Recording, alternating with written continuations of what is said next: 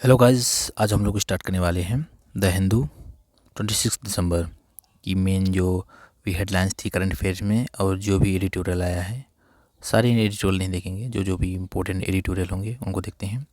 तो चलिए स्टार्ट करते हैं। ये रही पहली news. Intel grid link to NPR with details of 119 crore residents. क्या है कि net grid national intelligence grid जो है एक तरह का पोर्टल होता है।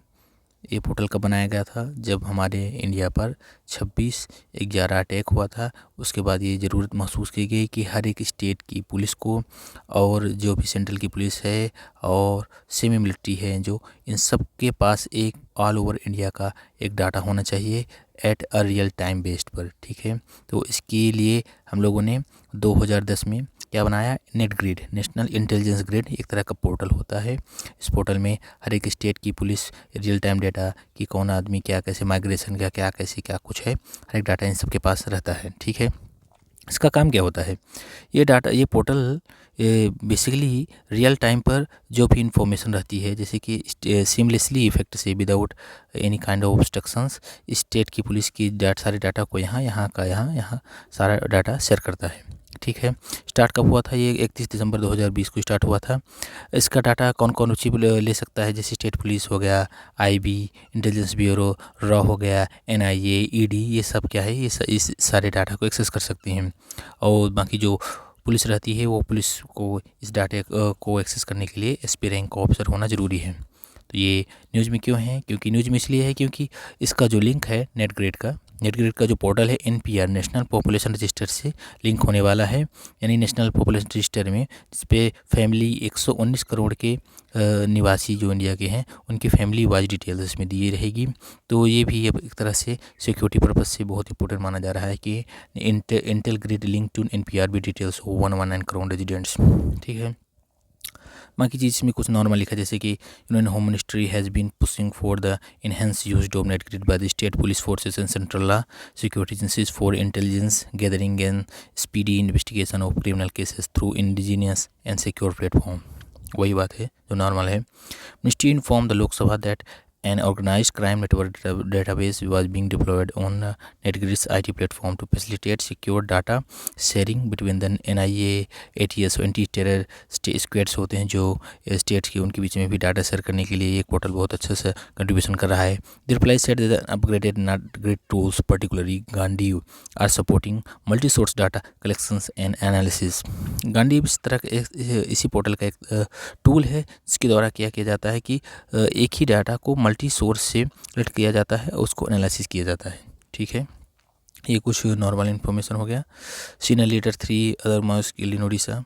BNP लीडर, ये बांग्लादेश नेशनल पार्टी का जो लीडर है, ये तारिक रहमान, जो भी हाल ही में 18 महीने के बाद कहाँ था, एग्जाइल हो गया था, लंदन में रह रहा था। 18 महीने के बाद आया है कहाँ? बांग्लादेश में, क्योंकि हाल ही में यहाँ चुनाव होने वाले हैं, लगभग शायद 12 फरवरी को हो इन लोगों के चुनाव में। तो ये बता रहा है कि हम लोग बांग्लादेश में किसी भी तरह की रिलीजन की पार्टी नहीं करेंगे, ये नहीं करेंगे, वो नहीं करेंगे, फलाना ढिमका। जैसे कि in our Bangladesh we have the people belonging to Islam, Buddhist, Christian, Hindu and we want to build a secure Bangladesh. ठीक है, कहने की बात है। पूर्वांचल देरहुड स्ट्रॉन्ग क्रिटिसिज्म ओवर रिजर्व, ये सब नॉर्मल चीज सी बात है। बाकी है चुनाव, तो चुनाव में नेता क्या करता है? भाषणबाजी वही कर रहा है ये तारिक रहमान कि हमारे देश में जितने भी धर्म के लोग रहते हैं सबको अच्छे से रखेंगे, ये है वो है, सब फालतू की बात है। चले नेक्स्ट चलते हैं। दिल्ली गवर्नमेंट ओपन्स अटल कैंटीन्स। ये कल अटल जी की जयंती थी, तो हम लोगों ने कल का करंट अफेयर में देखा था कि श्रीमती रेखा गुप्ता जी के द्वारा दिल्ली में 5 रुपये में अन्नपूर्णा, यानी कि 5 रुपये में पौष्टिक भोजन की बात की गई थी, 5 रुपये थाली में। ठीक है, तो वही है, ये खा रही हैं, ये नॉर्मल चीज़। ठीक है, आगे चलते हैं। 6 किल्ड एज बस कैचेस फायर आफ्टर कोलिजन इन कर्नाटका। ये इम्पोर्टेंट है इसको, क्योंकि ये हजार्ड में देखा जाता है कि बार बार ऐसा क्यों हो रहा है, क्यों इतने सारे नेशनल हाईवेज़ में एक्सीडेंट हो रहे हैं। Why the buses are almost of the incidents why the buses are catching fire after collision. तो ये देखना पड़ेगा थोड़ा सा। 15 फुट वाजपेयी जी की मूर्ति बनाई गई है अमरावती में। कल उनका जन्म दिवस था, तो उनके पक्ष में देखेंगे आज का क्या आया है, क्या कैसे बनाया गया है। Kill women after she refuse to marry groom chosen by family. एक लड़की थी, उसकी इसलिए हत्या कर दी गई क्योंकि वो उस लड़की से शादी नहीं कर रही थी जिस लड़के को उसकी फैमिली ने चूज किया था। Society, Indian typical society. Migrant workers from Bengal lynched in Orissa killed for speaking Bengali. अब उड़ीसा में एक मजदूर की इसलिए हत्या कर दी क्योंकि वो बंगाली बोल रहा था। ठीक है। Majority strength lies ensuring that minority lives without fear stalling. ये नॉर्मल नहीं है। राजस्थान गवर्नमेंट एक एजुकेशनल क्राइटेरिया 2026 में लाने वाली है पंचायत और लोकल बॉडी पोस्ट के लिए कि कम से कम अगर वो 10वीं पास होना चाहिए, 12वीं पास होना चाहिए, ये ऐसा कुछ प्रपोजल लाने वाली है। ठीक है। ये शहीद उधम सिंह वीर बाल दिवस मनाया जाता है आज 26 तारीख को साहिबजादा जोरावर सिंह जी एंड साहिबजादा फतेह सिंह जी की स्मरण में। ठीक है। और ये रहा कुछ एडिटोरियल्स, ये इतने इम्पोर्टेंट नहीं है। चलिए नेक्स्ट देखते हैं। ये रहा टेक्स्ट एंड कंटेस्ट का। US naval moves against Venezuela. ये देखते हैं क्या है, ये बार बार ऐसा क्यों रहा है। US president Donald Trump has announced a total and complete blockade of all sanctioned oil tankers going into and out of Venezuela. जैसे कि ये है गया। ठीक है। ये है लैटिन कंट्री, ये है वेनेजुएला। ठीक है। तो वेनेजुएला से जितने भी टैंक्स जा रहे हैं इधर, तो उन सब पर बैन लगाना यूएस गवर्नमेंट, ये यूएस है, यूएस गवर्नमेंट के द्वारा सैंक्शंस लगाया गया है। क्यों? वेनेजुएला गवर्नमेंट, ये क्या है कि अब हैं हमारे यूएस प्रेसिडेंट डोनाल्ड ट्रंप भैया, इनकी ऐसी बात है कि ये जो अभी वेनेजुएला का प्रेसिडेंट है निकोलस मादुरो, उसको बिल्कुल कतई पसंद नहीं करते। तो इससे क्या हुआ, वो चाहते हैं कि वो अपना रिजीम छोड़ दे। इस रिजीम से वो बिल्कुल खुश नहीं हैं, तो वो इसी कारण वो वेनेजुएला में सैंक्शंस लगा रहे हैं कि वहाँ गवर्नमेंट लेजिटिमेट गवर्नमेंट नहीं है, ये है वो ऐसा है। तो उन्होंने देखा कि भाई वेनेजुएला एक ऑयल एक्सपोर्टिंग कंट्री है, हमारा इंडिया खुद वहाँ से लेता है, हम लोगों की एक ONGC वाली विदेश ब्रांच हम लोगों की है, वहाँ खुली हुई है। तो $600 मिलियन के हम लोगों ने वहाँ इन्वेस्ट किया है। तो एक ऑयल एक्सपोर्टिंग कंट्री है वेनेजुएला। तो वो समझ रहे हैं कि अगर इसको गिराना है, किसी भी देश को अगर गिराना है, तो उसकी इकोनॉमी पार करना पड़ेगा। और वेनेजुएला की इकोनॉमी किस पर डिपेंड है? ऑयल पर। So they are mainly controlling and quarantining the oil economy of Venezuela. So Donald Trump has announced a total and complete blockade of all sanctioned oil tankers going into and out of Venezuela. क्या ये बोल रहे हैं कि अगर Venezuela से कोई भी ऑयल टैंकर जाता है या आता है, तो हम लोग एक ऐसी अथॉरिटी रख रहे हैं कि हम लोग उसको कैप्चर कर सकते हैं। What were the 3 merchant ships that faced actions? हाल ही में यूएस की मिलिट्री जो है, यूएस की नेवी मिलिट्री, उसने 3 टैंकर्स को वो क्या कर दिया है, अपने कब्जे में कर लिया है। पहला है स्कीपर, दूसरा है सेंचुरीज, तीसरा है बेलावन। ये स्कीपर जो एक मर्चेंट शिप था, इसमें देखा है कि ये ऑफ द कोस्ट वेनेजुएला जा रहा था, 2 मिलियन बैरल्स क्रूड ऑयल लेकर जा रहा था। यूएस गवर्नमेंट को पता चला, तो उन्होंने शिप कोरों का चेक किया, तो पता चला कि सब्सिडाइज रेट पर क्यूबा जाएगा, which has been helping the government of Venezuelan president Nicolas Maduro. तो ठीक है, वो हर तरह से ट्रंप भाई समझ रहे हैं कि अगर कोई भी उनसे तेल खरीद रहा है वेनेजुएला से, तो यानी निकोलस मादुरो को ही हेल्प कर रहा है। ये जो स्कीपर शिप पकड़ा गया, वो देखा गया कि ये क्यूबा जा रहा है। क्यूबा सब्सिडाइज रेट पर जाएगा, सस्ते रेट पर जाएगा, फिर ये देगा पैसा इसको। पैसा कैसे दिया जाएगा? पैसा दिया जाएगा डॉलर में। ये कब से स्टार्ट हुआ कि जो भी ऑयल खरीदेगा वो पैसा डॉलर में ही देगा? ये कहानी स्टार्ट होती है, इसको कहा जाता है पेट्रो डॉलर स्टार्ट हुआ 1973 में, जब ऑयल क्राइसिस स्टार्ट हुआ था। ऑयल क्राइसिस तब उस समय की यूएस गवर्नमेंट और सऊदी अरेबिया ने ये डिसाइड किया कि हम लोग क्या करते हैं कि ऑयल का एक्सपोर्टिंग का तो क्या है कि नॉर्मल चल ही रहा है, इतना ज़्यादा क्राइसिस, तो हम लोग क्या करते हैं एक फिक्स कोई करेंसी लेते हैं। जैसे आपकी इकोनॉमी बहुत स्टेबल है, ये है वो है फलाना ढिमका, तो आपके डॉलर को ही हम लोग एज वो मानते हैं और इसी बेस पर हम लोग ऑयल को एक्सपोर्ट करेंगे। तब से ऑयल एक्सपोर्ट करने के लिए एक ही करेंसी इस्तेमाल हो रही है, मेजरली क्या नाम है उसका? डॉलर। इसलिए इसको पेट्रो डॉलर के नाम से जाना जाता है। सो इस गवर्नमेंट का ये कहना है कि अगर वेनेजुएला किसी भी कंट्री को एक्सपोर्ट कर रहा है ऑयल, जैसे कभी स्कीपर जो शिप थी वो कहाँ जा रही थी, क्यूबा में सब्सिडाइज रेट पर, तो इसको देगी, क्या देगी, इसको देगी डॉलर। और ये क्योंकि ये डॉलर ही क्यों देगी, क्योंकि petro dollar 1974 Indo Saudi Arabia और कंट्रीज़ के द्वारा ये तब से ये चल रहा है कि पेट्रो डॉलर में ही होगा। तो इस तरह से इसके पास पैसे आएंगे तो इसकी इकोनॉमी बूस्ट होगी।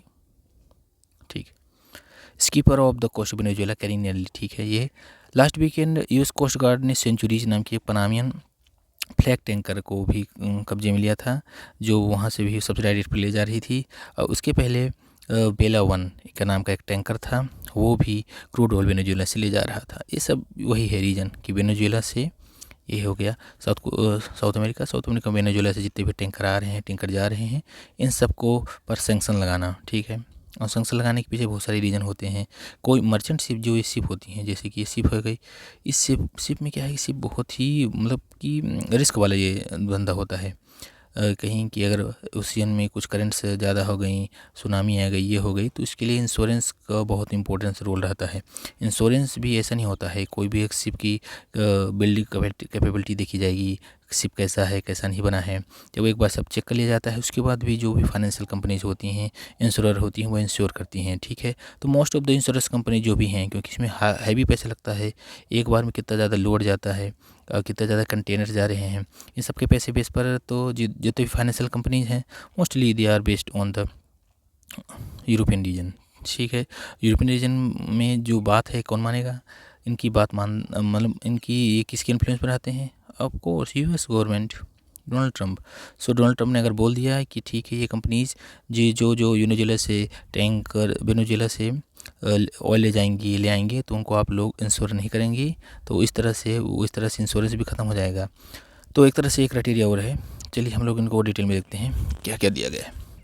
What are US sanctions. Sanctions ऐसा नहीं होते हैं, सैंक्शंस बनाया जाता है कोई भी मल्टीनेशनल बॉडी के द्वारा, जैसे यूएन के द्वारा हो गया, यूएनएससी के द्वारा हो गया, यूएन के द्वारा।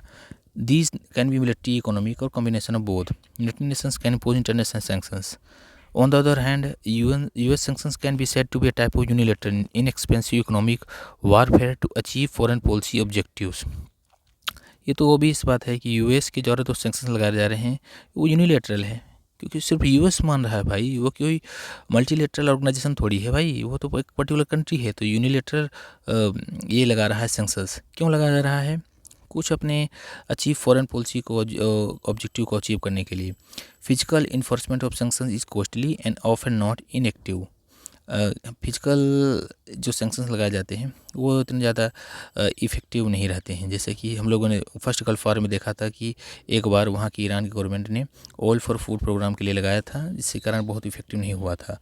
लेकिन जो ये इकोनॉमिक वॉरफेयर होता है, ये इकोनॉमिक सैंक्शंस होते हैं, बहुत ही हार्ड होते हैं, ये बैकबोन होते हैं किसी भी इकोनॉमी, क्या होती है, बैकबोन होती है किसी भी कंट्री की, और ओवरऑल वो अर्थव्यवस्था पर ही चलती है। तो अगर इसको ब्लॉक कर दिया जाता है, इस पर सैंक्शन लगा दिया जाता है, तो वो कंट्री क्या हो जाती है, टूट जाती है। लेकिन अगर फिजिकल बैरियर लगाते हैं कि यहाँ आएगा नहीं आएगा, वो नहीं आएगा, तो इतना ज़्यादा इफेक्टिव नहीं होता है। क्योंकि फर्स्ट गल्फ वॉर में हम लोगों ने देखा है कि इराक जो था वो ऑयल फॉर फूड प्रोग्राम के कारण बहुत सारे बिलियंस ऑफ डॉलर्स को ये काम कर चुका था, लेकिन इतना ज़्यादा हैबिचुअल नहीं था, ठीक है।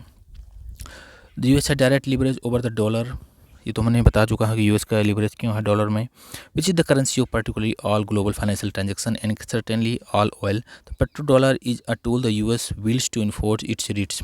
पेट्रो डॉलर के बारे में मैंने कहानी मैं बता चुका हूँ कि 1974 में यूएस और सऊदी अरेबिया के बीच में एक एग्रीमेंट होता है, जिसमें बताया जाता है कि यूएस जो है अपने डॉलर को ऑल ओवर द वर्ल्ड में as a currency for the trading of oil in all area use करने देगा, ठीक है।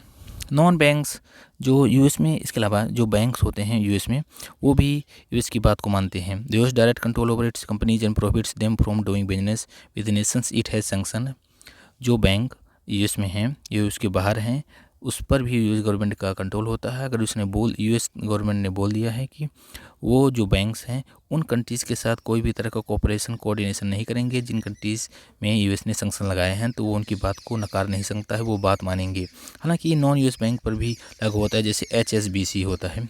ये बराक ओबामा के समय में बराक ओबामा के एडमिनिस्ट्रेशन ने HSBC को आदेश दिया था कि आप ईरान के साथ जो है डील नहीं करेंगी, क्योंकि वो क्या है कि न्यूक्लियर डिल्स को रिस्ट्रिक्ट स्ट्राइक आउट कर रहा है। ठीक है, तो इस तरह से बैंकों पर भी यूएस का ही कंट्रोल होता है। जब बैंक पर कंट्रोल हो गया तो बैंक यानी वो देंगे लोन या इंश्योरेंस, ये सबको देंगे। तो इस तरह से मर्चेंट शिप पर भी इफेक्ट हो रहा है।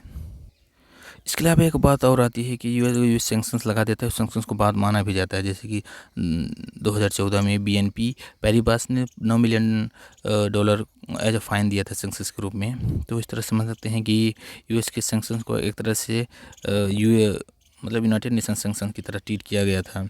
और US threaten to keep small bank Macau, Banco Delta, ये नॉर्मल चीज़ें ही बताया गया है कि यूएस सेंक्शंस कैसे इफेक्टिव होता है, कैसे इसको यूज किया जाता है for this things. Many global financial transactions that do not involve the US still need to be routed through American intermediaries. ठीक है, What other shipping sanctions does the US have in place? अब जैसे कि ship owning, ship building, repair, operations, ये हर एक बहुत सारी countries में बटी हुई थी। मैंने बताया था कि insurance remains in the hands of western Nations, क्योंकि मोस्टली पैसा वहीं है, specially in the UK. Shipping is a high risk business and insurance coverage of ships is an absolute requirement for importers, exporters and ports. Importer exporter और ports के लिए बहुत important होता है। शिपिंग बहुत ही हाई रिस्क बिजनेस होता है, इसके लिए इंश्योरेंस की बहुत ज़रूरत पड़ती है। इंश्योरेंस भाई आज लोड लेकर कुछ जा रहा है, पूरा कंटेनर गिर गया तो फिर मतलब बहुत ज़्यादा घाटा पड़ जाएगा ना बिजनेस को, इसलिए इंश्योरेंस कराना बहुत ज़रूरी रहता है। लेकिन मोस्ट ऑफ द इंश्योरेंस जो कंपनीज रहती हैं वो कहाँ से रिलेटेड हैं? They belong from the European Union and mainly from the UK पर किसका बोलबाला चल रहा है, मतलब they are the influence by the US government और Donald Trump. Reputed insurance companies with deep pocket provide cover once the ship is certified and as safe and seaworthy by a few well-known classification societies, which is IACS, International Association for Classification Societies। IACS क्या होती है कि एक society है जो बताती है कि कौन सी शिप बेस्ट है, शिपमेंट के लिए कौन सी बेस्ट सेफ्टी की सारे क्राइटेरिया को पार कर है, कौन नहीं है। तो अगर IACS के द्वारा अगर किसी को सर्टिफाइड कर दिया गया है तो वो शिप हो गया है रेडी फॉर द इंश्योरेंस। ठीक है, तो once the US slab sanctions classification society withdraw their certification and major insurers withdraw their cover. ये तो सिंपल सी बात है कि अगर यूएस ने सेंक्शन लगा दिया है तो IACS ने जिस भी कंट्री को सर्टिफाइड किया था उस कंट्री के सारे सर्टिफिकेशन को वापस ले लेगा। इससे क्या होगा कि जब सर्टिफिकेशन ही नहीं रहेगा तो कोई भी जो इंश्योरेंस कंपनी है वो इसको इंश्योर नहीं करेगी। ऐसा ही देखा गया है रसिया के साथ, यूक्रेन वार के साथ, जब रशियन शिप्स में were held up in the Bosphorus strait में ये पकड़ी गई थी। Because protection and infantry club companies that cover liabilities for loss of life, environmental damage with due their cover. ठीक है, रसिया यूक्रेन वार में ये रसिया का एक शिप था, रसिया का शिप, जब रसिया यूक्रेन का वार चल रहा था तभी रसिया का एक शिप था बॉस्फोरस स्टेट में फंस गया था। लेकिन जो उस समय की जो जबकि ये शिप का इंश्योरेंस था, लेकिन क्या हुआ था कि IACS यूएस ने रसिया पर सेंक्शन लगा रखे थे, तो रसिया को IACS के द्वारा जो सर्टिफिकेट दिया गया था वो इनवैलिड हो गया था। तो इनवैलिड हो गया तो जो भी इंश्योरर कंपनी थी वो क्या की, no sir we are not oblige to pay you the money. इस तरह से थोड़ा सा देखा गया। Black sea is the most important shipment route for the Russian ship in the west. ठीक है, तो ये नॉर्मल चीज़ बताया गया है कि अगर यूएस गवर्नमेंट चाहता है तो वो किस तरह से ब्लॉक कर सकता है सिस्टम को। Are US sanctions effective in shipping? The US has sanctions companies involved in the trade of Iranian और Russian, but Iran is an energy giant and has been able to find alternative despite losing the cover of big insurers and certification. Same as for the Russia has been successful to a certain extent in bypassing sanctions that sought to cap the price of Russian oil. रसिया और Iran ये ऐसा नहीं है कि sir एक ही किसी भी एक बार पर डिपेंडेड हैं। ठीक है, अब सैंक्शन करते रहिए, उनके पास बहुत सारे अल्टरनेटिव हैं। They will find the insurers and certification. They don't need any kind of certification from IACS to be insured by your particular financial authorized companies that are UK based or European Union based. US agency that investigates using its own intelligence service and sanctions individuals and companies that are acting against the US foreign policy interest is the Office of Foreign Assets Control, OFAC of the Treasury Department. It periodically puts out list of sanctions individuals and company. OFAC US की एक समझ सकते हैं कि foreign policy interest वाली एक organisation है। इसका नाम ही office for foreign assets control. बीच बीच में एक सैंक्शन और इंडिविजुअल की लिस्ट निकालती रहती है जो IACS वहाँ की फॉलो करती हैं कि इन शिप्स को ICAI सर्टिफिकेट नहीं दिया जाएगा और इंश्योरेंस नहीं किया जाएगा। OFAC जैसे ने बेलावन को carry cargo for Hezbollah own company के लिए बैन कर दिया गया था। At the time the US term it Panama register but shipping database now sets flag और नेशनलिटी इज़ अननोन। कभी कभी क्या शिप होती हैं, कोई भी शिप होती हैं अपने आप की अपनी आइडेंटिटी को पहचान को छुपाने के लिए कोई भी फ्लैग यूज़ नहीं करती हैं, कोई या फिर कोई सीडो फ्लैग यूज़ करती हैं। क्यों करती हैं? या फिर अपना रजिस्ट्रेशन बचाने के लिए, या सस्पिशन ऑफ पायरेसी ना हो, क्योंकि कुछ पर्टिकुलर कंट्रीज़ के लिए जो पायरेट्स होते हैं या हॉर्न ऑफ अफ्रीका या अदर कंट्रीज़ में वो थोड़ा सा ज़्यादा एग्रेसिव रहते हैं। इंडल्जिंग इन स्लेव ट्रेड को अगर वो लोग प्रमोट कर रहे हैं, स्लेव ट्रेड कर रहे हैं, तो फिर वो कोई अदर ऐसे कंट्री का फ्लैग लगा के चलते हैं जो नॉर्मल सा पता नहीं चले इसे इतना ज़्यादा राडार बनाए। After repelling the US coast guard Bella One has apparently given out distress signals. Centuries register owners is in Hong Kong. Centuries was once certified by the American Bureau of Shipping. जैसे कि अभी जो 3 ships held की गई हैं, बेला one, centuries, तो इनके बारे में बताया जा रहा है कि बेला वन तो नाइजीरिया की दिख रही थी, लेकिन वो है नहीं, वो दूसरी जगह की थी। सेंचुरीज हांगकॉन्ग बेस सेंचुरी कोई थी, लेकिन वो भी नहीं है। Century is now not listed as having the PAI cover. तो इस तरह से बताया। और स्कीपर भी इसी तरह से जापानीज़ कंपनी थी, बट उस तरह को IAC मेंबर्स नहीं क्लासिफाई किया है कि वो कहाँ की है। तो ये जो शिप्स होती हैं मोस्टली अपना रजिस्ट्रेशन, अपना नाम भी चेंज करके छुपा के चलती हैं इन डिस्कस फॉर्म। क्यों चलती हैं? इसका रीज़न है कि if they are doing the slave trade, if they are doing any kind of to prevent the piracy for the reducing the amount of registration any money more. ठीक है। तो about 3 ships are examples of what Western nations have dubbed the shadow fleet. They also show how countries such as Russia, Iran, Venezuela are likely China and have been collaborating to break the hold that US has on global finance and merchant shipping that US। अरे ठीक भैया, ये काम तो करो, ठीक है, इससे हम लोगों को घाटा बढ़ रहा है। जैसे कि ये है, हम लोगों को वेनेजुएला को बड़ी, हम लोग 1 नंबर के भाई उससे ट्रेड कर रहे थे, फ़ायदा है। हम लोगों की कंपनी थी ONGC विदेश, हम लोगों ने उसमें इन्वेस्ट किया था, उससे भी हम लोगों को घाटा पड़ रहा है। तो हाँ, अल्टीमेटली इंडिया को उससे इफेक्ट पड़ रहा है। ठीक है। तो ये नेवल मूव्स अगेंस्ट वेनेजुएला, ये एडिटोरियल हो गया। बाकी इसमें नॉर्मल है। उन्नाव केस वाला भी चल रहा है। सेंगर जी को jail term suspension, court hearing must be in language people understand, photos of Sabarimala gold. Indian army, हाँ, Indian army relaxes social media policy. Indian army ने हाल ही में अपनी सोशल मीडिया पॉलिसी को रिलैक्स कर दिया है। हालांकि वो एक्टिव पार्टिसिपेशन नहीं, लेकिन पैसिव पार्टिसिपेशन के लिए बोला है। यानी कि आप सोशल मीडिया जितने भी उसके आर्मी के पर्सोनल हैं वो सोशल मीडिया तो यूज़ कर सकते हैं, but they can't use actively मतलब कि अगर वो इंस्टाग्राम चला रहे हैं तो उसमें पोस्ट नहीं कर सकते हैं, उसमें किसी प्रकार का कमेंट नहीं कर सकते हैं और तरह की चीज़ें नहीं कर सकते हैं। लेकिन पैसिव पार्टिसिपेशन यानी कि इंस्टाग्राम आप अकाउंट बनाइए, ओपन करिए, रील्स देखिए, ये करिए, वो करिए, but you can't do the passive participation in many more things. इसके अलावा कुछ पायरेटेड चीज़ नहीं कर सकते हैं, जैसे कि जेनरिक वेबसाइट कुछ होती हैं, कुछ पोर्टल ऑफरिंग क्रैक्ड और पायरेटेड सॉफ्टवेयर होते हैं, जैसे कि नेटफ्लिक्स का पायरेटेड वर्जन नेट मिरर आता है, तो नेट मिरर यूज़ नहीं कर सकते। VPN वगैरह कोई वेबसाइट यूज़ नहीं कर सकते हैं। तो इस तरह से कुछ आप नॉर्मल चीज़ें आप यूज़ नहीं कर सकते हैं, बाकी चीज़ें आप यूज़ कर सकते हैं। ठीक है। ये मिलिट्री के लिए आया था, मिलिट्री पर्सोनल के लिए। दे कैन यूज़ द, हाँ, PM इनॉग्रेट्स राष्ट्र प्रेरणा स्थल। कल हम लोगों ने देखा था कि इनका एक बहुत ही बड़ा इश्तिहार, यानी कि क्या आया था, ऐड आया था, लखनऊ में बनने वाला है, 65 एकड़ में फैला है। ये लोटस शेप्ड मेमोरियल होगा। उनकी 3 ब्रॉन्ज स्टेचू होंगी। कौन किसकी होगी? अटल बिहारी वाजपेयी की। Hindutva ideologist Deendayal and Shyama Prasad Mukherjee. अटल जी, श्यामा प्रसाद मुखर्जी जी और दीनदयाल उपाध्याय जी, तीनों के मूर्तियाँ बनेंगी। 65 एकड़ में ये बनेगा, गोमती रिवर में, हरदोई रोड में, लखनऊ में। ठीक है। ये नॉर्मल इवेंट है। अरावली रो, ठीक है, अरावली रोज नॉर्मल चल रहा है।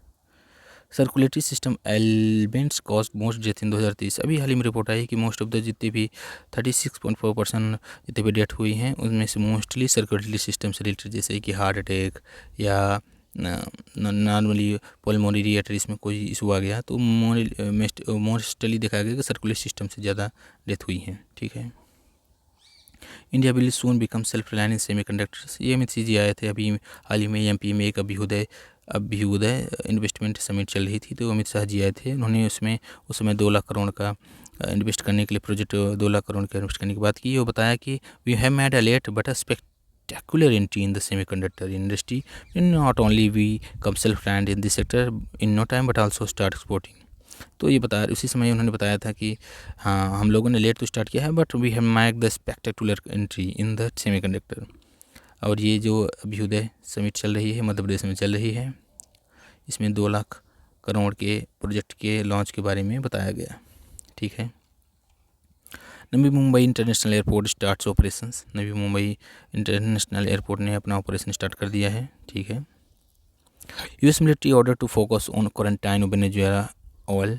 ये हम लोग देख चुके हैं कि जितने भी हैं the move signals are reference for economic sanctions rather than military interventions to pressure Caracas. US president, Caracas वहाँ की राजधानी है वेनेजुएला की, had earlier stated it would be smart for Maduro to leave power.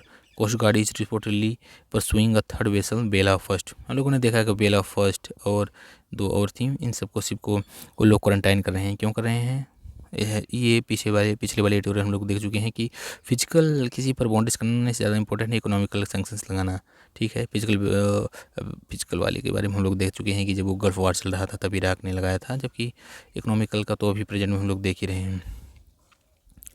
ये China flash Pentagon report alleging bid to weaken US India ties. अभी कल के ही news में आया था कि यूएस ये बता रहा है कि जो स्टैंड ऑफ पोजीशन है देशांग रीजन में इंडिया और चाइना का, उसमें क्या है कि चाइना थोड़ा सा रिसीड कर रहा है, पीछे कर रहा है, थोड़ा सा लीवरेज दे रहा है।